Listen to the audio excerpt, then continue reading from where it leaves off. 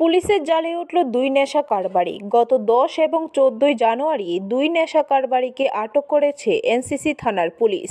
এই বিষয়ে থানার ওসি জানান, গত 10 জানুয়ারি এনসিসি থানার পুলিশ খেজুরবাগান এলাকার লোকনাথ রায় নামে এক ব্যক্তির বাড়িতে অভিযান চালিয়ে 2 লক্ষাধিক টাকার গাঁজা ড্রাগসের কৌটা উদ্ধার করা হয়।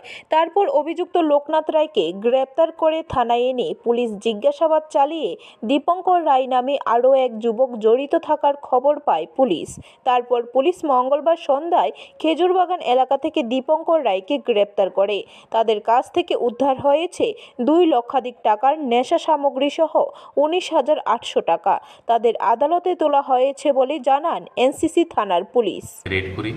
রেড করে আমরা লোকনাথ রায়কে আমরা গ্রেপ্তার করতে সক্ষম হই এবং ওখান থেকে আমরা গাঁজা পাই এবং সঙ্গে হেরোইন 300 কোটা উদ্ধার করি।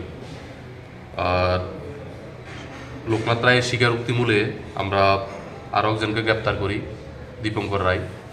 লোকনাথ রায় 2 দিন থানাতে পুলিশ রিমান্ডে ছিল, আজকে মাননীয় আদালতে প্রোডাকশন হচ্ছে এবং লোকনাথ রায়ের স্বীকারোক্তি মূলে যাকে গ্রেপ্তার করা হয়েছে দীপঙ্কর রায়, ওকেও আজকে আমরা কোর্টে ফরওয়ার্ড করছি পুলিশ রিমান্ড থেকে।